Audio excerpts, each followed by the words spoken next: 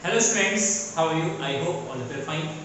Student, today we are going to discuss a new topic of class 10 physics and chapter number 14 that is sources of energy का last topic है आपका geothermal energy. और इसी के साथ एक और टॉपिक डिस्कस करेंगे जो कि छोटा सा है, कॉन्सिक्वेंसेस, इन्वायरमेंटल कॉन्सिक्वेंसेस।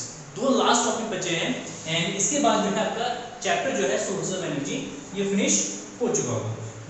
जिन बच्चों ने ये चैप्टर सही से नहीं पढ़ा है उनके लिए प्लेलिस्ट बना हुआ है, सारे टॉपिक्स कवर कर रखे हैं उसमें, आप प्लेलिस्ट में विजिट करके सारे वीडियोस को देख सकते हैं। चलिए स्टार्ट करते हैं आज का वीडियो और डिस्कस करते हैं कि जियोथर्मल एनर्जीज क्या होती है। देखिए जियोथर्मल एनर्जी, जियो का मीन्स क्या है यहाँ पे, what is mean of geo? Geo means earth, geo का means earth, thermal means temperature या हीट, या हम बात करते हैं किसकी, हीट की। मतलब अर्थ का अपना एक हीट है, वो कहां पर है, अर्थ के क्रस्ट पे। कहां पे है, क्रस्ट पे। मतलब हमें पता है कि जो अर्थ है, जो हमारा अर्थ होता है, इस अर्थ के क्रस्ट में जो बीच वाला जो पोर्शन होता है, जो इसका मिडिल में पोर्शन होता है, ठीक है, यहाँ पे क्या होते हैं, ये जो क्रस्ट होता है, इस क्रस्ट में मॉल्टन रॉक्स होते हैं। बेसिकली यहाँ पे क्या होते हैं, मॉल्टन रॉक या मॉल्टन रॉक्स होते हैं।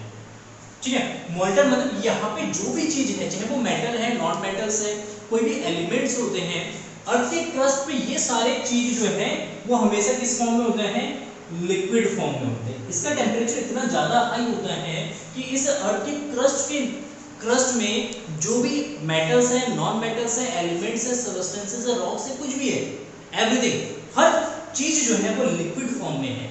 लिक्विड फॉर्म में तभी कोई भी मेटल या कोई भी एलिमेंट तभी एग्जिस्ट करता है। जैसे यहाँ पे अगर आयरन भी है तो भी मेटल में है, सॉरी है तो भी मतलब लिक्विड फॉर्म में है। तो इसका मतलब क्या हुआ, इसका मतलब ये हुआ कि इस क्रस्ट का जो टेम्परेचर है ये बहुत हाई है, बहुत ज्यादा टेम्परेचर में।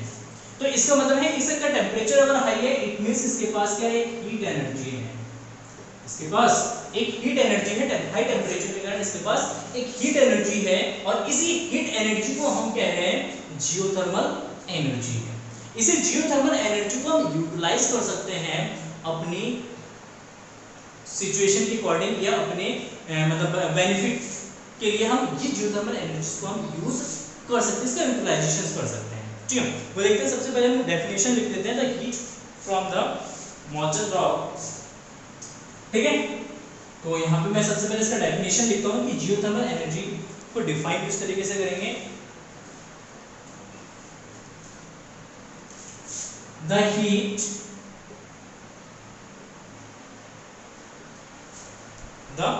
From interior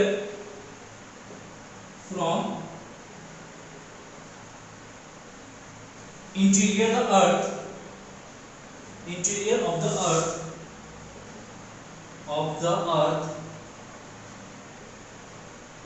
can be utilized as a source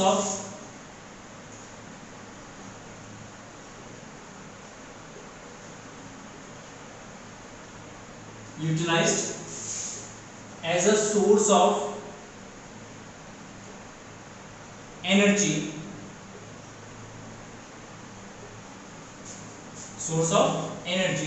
and this type of energy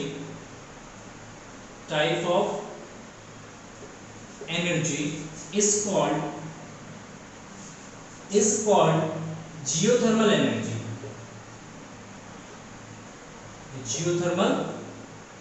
देखिए जियोथर्मल एनर्जी से रिलेटेड एक क्वेश्चन जो है इस साल आपको पूछा गया था 2020 में। एक पैराग्राफ के क्वेश्चंस थे, उसमें एक क्वेश्चन 1 मार्क्स में एक क्वेश्चन पूछा गया था, जियोथर्मल एनर्जी। दो कंट्रीज के नाम बताने थे जहां पे जियोथर्मल एनर्जी का ज्यादा यूटिलाइजेशन किया जाता है, या जहां पे प्रेजेंट टाइम में जियोथर्मल एनर्जी का जो पावर प्लांट है वो वर्क कर रहा है। ठीक है, दो कंट्रीज बताने थे, बहुत सारे कंट्रीज हैं, जैसे आपका यूएस हो गया, न्यूजीलैंड हो गया, ठीक है ना, आपका रशिया हो गया, चाइना हो गया, इंडिया में है बहुत ऐसे स्टेट्स है या बहुत ऐसे प्लेसेस हैं जहाँ पे आपका जियोथर्मल एनर्जी, जैसे इंडिया में आपका जियोथर्मल एनर्जी हॉटस्पॉट जो है वो लद्दाख के एरियाज में है, ठीक है, मतलब जो हिल एरियाज होते हैं, ठीक है, उन सारे एरियाज में आपको जियोथर्मल एनर्जी के हॉटस्पॉट्स मिलते हैं इंडिया में, ठीक है। तो अब जियोथर्मल एनर्जी का हमें पता चलिए कि जियोथर्मल एनर्जी का मतलब क्या होता है कि अर्थ के क्रस्ट में जो मॉल्टन रॉक के फॉर्म में जो हीट वहाँ पे है, जो अर्थ क्रस्ट का टेम्परेचर इतना ज़्यादा है हाई होने के कारण उसके पास जो हीट है वो हीट एनर्जी को ही हम क्या कह रहे हैं, जियोथर्मल एनर्जी कह रहे हैं। और इस जियोथर्मल एनर्जी को यूटिलाइज कैसे कर सकते हैं, इसको हम किस तरीके से इस एनर्जी को हम कन्वर्ट कर सकते हैं इलेक्ट्रिसिटी में, वो मेन पार्ट है इसका कि मतलब जियोथर्मल एनर्जी को हम इलेक्ट्रिसिटी में कैसे कन्वर्ट कर सकते हैं। तो इलेक्ट्रिसिटी में कन्वर्ट करने के लिए सिंपल मेथड ये होता है कि ये हर प्लेस में नहीं होता है। पहली बात कंडीशन है इसके लिए कि जियोथर्मल एनर्जी हॉटस्पॉट हर प्लेस पे आपको नहीं मिलेगा, कुछ ही पर्टिकुलर प्लेसेस में मिलते हैं। ज़्यादातर आपको न्यूजीलैंड में मिल जाएंगे, ज़्यादातर आपको यूएसए में मिल जाएंगे, अमेरिका में मिल जाएंगे, ठीक है।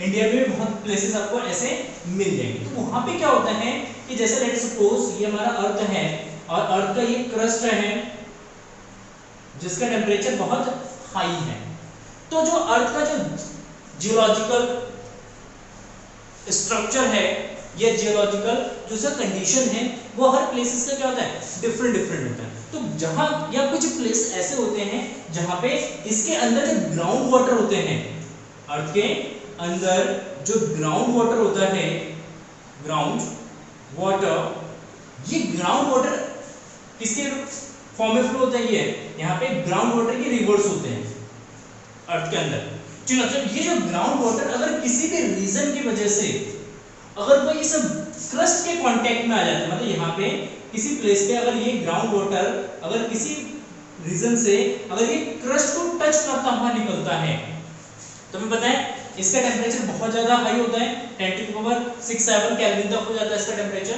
इतने टेम्परेचर पे क्या होता है कि जो वाटर इसके साथ कांटेक्ट में आता है ये water at a instant vapours में कन्वर्ट हो जाता है, ठीक है। तो यहाँ से जब ये वेपर्स में कन्वर्ट होता है तो ये वेपर्स जो है, वाष्प जो है, ये ऊपर की तरफ फ्लो करता है और वो अपना एक ऐसा लोकेशन ढूंढता है जहाँ से जो अर्थ है वो बहुत वीक है, जहाँ पे कोई होल मिल जाए उनको। तो क्या होता है, ये वेपर्स जो है, वाटर वेपर्स जो है, ये वाटर वेपर्स यहाँ से एक पाइप के थ्रू ये अर्थ से बाहर आने की कोशिश करता है और इन जो गैसेस फॉर्म में जो हमारा वाटर है, जो वेपर्स कह रहे हैं, वाटर वेपर्स कह रहे हैं, ये वाटर वेपर्स को जब हम क्या करते हैं एक पाइपलाइन के थ्रू अगर निकालते हैं तो यहाँ से गैसेस जो है वो हाई प्रेशर से निकलता है, इनका जो प्रेशर होता है वो बहुत हाई होता है।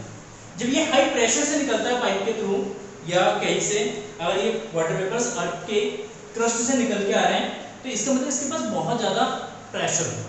अगर इसके पास बहुत ज़्यादा प्रेशर है तो इस प्रेशर का यूटिलाइजेशन किया जा सकता है एज अ टरबाइन को घुमाने, ठीक है। तो इसके लिए क्या स्ट्रक्चर्स होता है इसका, सिंपली मैं आपको एक्सप्लेन करता हूँ थोड़ा सा। देखिए किस तरीके से इलेक्ट्रिसिटी पावर प्लांट बनाया जाता है इसका। जैसे ये अर्थ सरफेस है, यहाँ पे क्रस्ट है, ठीक है, और यहाँ से वाटर वेपर्स निकल रहा है मान लो, ठीक है। तो सबसे पहले क्या करते हैं, यहाँ पे पाइपलाइन डाला जाता है, अर्थ के अंदर एक पाइप डाली जाती है पतली सी, ठीक, ऐसे रीजन में जहां से वाटर वेपर्स निकलते होंगे उस रीजन में क्या करते हैं, पाइप डाल देते हैं। ये मेटल पाइप होता है, ये प्लास्टिक का भी हो सकता है, मेटल ही होता है ज़्यादातर, ठीक है, ये पाइप होता है। अब इस पाइप के थ्रू यहाँ से जो वाटर फ्लो हो रहा था, ये जो वाटर जो है वेपर्स में कन्वर्ट हो रहा है, तो ये वाटर वेपर्स जो है एक हाई प्रेशर के थ्रू ये कहाँ आता है, ऊपर की तरफ आता है, अपवर्ड आता है, ठीक है। और जैसे यहाँ से हाई प्रेशर से गैसेस निकलते हैं, हाई प्रेशर से यहाँ से जब गैसेस निकलेंगे और इसके साथ यहाँ पे हम क्या करते हैं, टरबाइन को कनेक्ट करते हैं। ड्राइंग में बहुत बेकार है, तो ड्राइंग में बस कॉन्सेप्ट को समझना, क्योंकि यहाँ पे एक टरबाइन को कनेक्ट किया जाता है। तो जब ये हाई प्रेशर की गैसेस जो है जब ये आता है और इस टरबाइन को हिट करता है तो इस टरबाइन के जो ब्लेड्स होते हैं उस ब्लेड को क्या करते हैं, यहाँ पे रोटेट करता है, ठीक है। और इस टरबाइन का यहाँ पे कनेक्शन हम क्या करते हैं, एक एसी जनरेटर के साथ कनेक्ट करते हैं जो यहाँ पे इलेक्ट्रिसिटी को क्या करता है, जनरेट करता है, ठीक है। इसके बाद जो स्टीम बचता है, इन स्टीम्स को एक अगेन एक दूसरी पाइपलाइंस के थ्रू इसको क्या करा जाता है, फिर से अगेन ग्राउंड वाटर के लिए इसको नीचे फिर से पास किया जाता है एक पंप के थ्रू। यहाँ पे एक पंप लगाया जाता है और इस पंप के थ्रू इन गैसेस को अगेन कहाँ भेजा जाता है, अर्थ के नीचे, जहाँ पे ये जब ग्राउंड वाटर के साथ कांटेक्ट में आता है उसका टेम्परेचर लो हो जाता है और टेम्परेचर जैसे इसका लो हो जाता है तो ये अगेन गैसेस से किसमें कन्वर्ट हो जाता है, लिक्विड में कन्वर्ट हो जाता है। वेपर से फिर से वो लिक्विड में कन्वर्ट हो जाता है, मतलब इसका कंडेंसेशन हो जाता है। जैसे कंडेंस होता है फिर अगेन वो वाटर का फॉर्म ले लेते हैं। तो इस प्रोसेस के थ्रू हम क्या कर सकते हैं कि जियोथर्मल एनर्जी को हम कन्वर्ट कर सकते हैं किसमें, इलेक्ट्रिसिटी में। किसमें कन्वर्ट कर सकते हैं, इलेक्ट्रिसिटी। तो ये एक क्या होता है, स्ट्रक्चर्स होते हैं जिसके थ्रू हम जियोथर्मल एनर्जी को हम कन्वर्ट करते हैं किसमें, इलेक्ट्रिसिटी। तो आई होप आपको समझ में आ गया होगा कि किस तरीके से यूज किया जाता है। मैंने कंट्रीज के नेम भी बता दिया आपको। अगेन रिपीट करता हूँ, कुछ कंट्रीज ऐसे हैं जहाँ पे जियोथर्मल एनर्जी का बहुत ज्यादा यूज होता है, ठीक है। उसमें न्यूजीलैंड है, अमेरिका है, ठीक है, इंडिया है, आपका रशिया है, चाइना है, ठीक। ये सारे कंट्रीज, इसके अलावा और भी कंट्रीज आपको मिल जाएंगे, नेट पे सर्च करेंगे तो, ठीक है। तो ये कंट्रीज जहाँ पे जियोथर्मल एनर्जी का यूज होता है। एंड लास्ट टॉपिक, बहुत ही शॉर्ट टॉपिक है, एक इन्वायरमेंटल कॉन्सिक्वेंसेस है।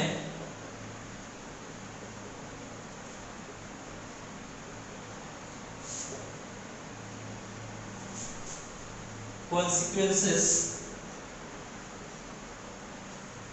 देखिए इन्वायरमेंटल कॉन्सिक्वेंसेस क्या है। इन्वायरमेंटल कॉन्सिक्वेंसेस का मीन्स है कि जो हम सोर्सेज ऑफ एनर्जी यूज करते हैं, जो हमारे पास सोर्सेज ऑफ एनर्जी है, उस सोर्सेज ऑफ एनर्जी का इन्वायरमेंटल में क्या इम्पैक्ट पड़ता है या इन्वायरमेंट में उसका क्या इफेक्ट पड़ता है, उस चीज का बहुत ज्यादा प्रभाव पड़ता है, उसकी स्टडी होनी चाहिए, ठीक है। जैसे हम अगर बात करते हैं non conventional sources of energy की, एक कन्वेंशनल सोर्सेज ऑफ एनर्जी, एक non conventional sources of energy, तो non conventional sources of energy जो है वो इन्वायरमेंटल के लिए हेल्पफुल है, वो इन्वायरमेंट को क्या करता है, सपोर्ट करता है, ठीक है। लेकिन जो कन्वेंशनल सोर्सेज ऑफ एनर्जी है, जैसे आपका फॉसिल फ्यूल्स है, फॉसिल फ्यूल जो है आपके इन्वायरमेंट को बहुत ज़्यादा हार्म करता है, बहुत ज़्यादा उससे इसके हार्मफुल इफेक्ट्स निकल के आते हैं। जैसे अगर हम फॉसिल फ्यूल्स को बर्न करते हैं तो उससे क्या होता है, ग्रीन हाउस गैसेस प्रोड्यूस होते हैं, और जैसे ग्रीन हाउस गैसेस प्रोड्यूस होते हैं तो उससे हमारा ग्लोबल वार्मिंग होता है, ठीक है। और ग्लोबल वार्मिंग होगा तो अर्थ का एनवायरनमेंट जो है उससे बहुत ज़्यादा डैमेज हो जाएगा, ठीक है। इसके अलावा अगर हम फॉसिल फ्यूल्स बर्न करते हैं तो उसमें बहुत सारे ऐसे गैसेस निकलते हैं जो वाटर के साथ रिएक्ट करके एसिड बनाता है, जिससे हमारा एसिड रेन होता है। जब एसिड रेन होता है तो उसका इम्पैक्ट जो है पूरी सिविलाइजेशन पे, चाहे वो ह्यूमन सिविलाइजेशन हो या आपका जो है बाकी प्लांट्स हैं, एनिमल्स हैं, उन पे भी उसका बहुत बुरा इम्पैक्ट पड़ता है, ठीक है। इसके अलावा अगर हम मान लो न्यूक्लियर पावर प्लांट यूज करते हैं तो न्यूक्लियर पावर प्लांट में ये है तो वो non conventional source of energy, हम बहुत लॉन्ग टाइम तक उसका यूटिलाइजेशन कर सकते हैं, लेकिन उसका एक बहुत बड़ा इम्पैक्ट ये पड़ता है, बुरा इम्पैक्ट ये पड़ता है कि जो पावर प्लांट होते हैं, न्यूक्लियर पावर प्लांट होते हैं, वो क्या करता है, रेडियो एक्टिव रेस को एमिट करता है, रेडियो एक्टिव रेस को एमिट करता है। रेडियो एक्टिव रेस में अल्फा रेस हो गए, बीटा रेस हो गए, गामा रेस हो गए। तो अल्फा बीटा गामा रेस होते हैं, और अल्फा बीटा गामा रेस ये जो है बहुत सारे डिजीजेस को ये जन्म देता है। चलिए, अल्फा बीटा गामा रेस से कैंसर हो सकता है, अगर कोई भी body alpha beta gamma rays के कांटेक्ट में अगर रहता है मतलब बहुत सालों तक, 2-4-5 सालों तक अगर रहता है तो इवन उसकी डेथ भी हो सकती है। तो जो रेडियो एक्टिव रेज होते हैं ये भी हमारे इन्वायरमेंट को क्या करता है, बहुत ज़्यादा बहुत ज़्यादा बुरा इफेक्ट डालता है इन्वायरमेंट पे। इसके अलावा अगर हम बात करते हैं हाइड्रो पावर प्लांट की, तो हाइड्रो पावर प्लांट से जहाँ पे भी हाइड्रो पावर प्लांट बनाते हैं तो वहाँ का जो इकोलॉजिकल सिस्टम होते हैं वो इकोलॉजिकल सिस्टम क्या होता है, डैमेज हो जाता है, पूरी की पूरी तरीके से डैमेज हो जाता है, जिससे वहाँ का एनवायरनमेंट भी पूरी की पूरी तरीके पूरी तरीके से वहाँ पे भी एनवायरनमेंट जो है वो ठप पड़ जाता है, मतलब खत्म हो जाता है वहाँ पर, ठीक है। तो इसीलिए बहुत सारे सोर्सेज ऑफ एनर्जी हमें ऐसे ढूंढने चाहिए जिसका एनवायरनमेंट पर बहुत कम बुरा प्रभाव है, ठीक है। क्लियर है। तो इसी में आते हैं हमारे कि जो हमारा सोर्स ऑफ एनर्जी है उसका एनवायरमेंट पे क्या इफेक्ट पड़ता है और हमें किस तरीके के सोर्स ऑफ एनर्जी को यूटिलाइज या यूज करना चाहिए, ठीक है। क्लियर है। Thank you for watching this video and have a nice day. And next video में हम डिस्कस करेंगे, थोड़ा सा एनसीईआरटी क्वेश्चन अगर करेंगे तो एनसीईआरटी क्वेश्चन करवा देंगे, या तो नहीं तो हम न्यू चैप्टर स्टार्ट करेंगे, that is light, and most valuable chapter है क्लास 10 के लिए, क्योंकि बहुत सारे क्वेश्चन जो है आपके लाइट चैप्टर से पूछे जाते हैं। ठीक, thank you for watching this video and have a nice day, bye bye.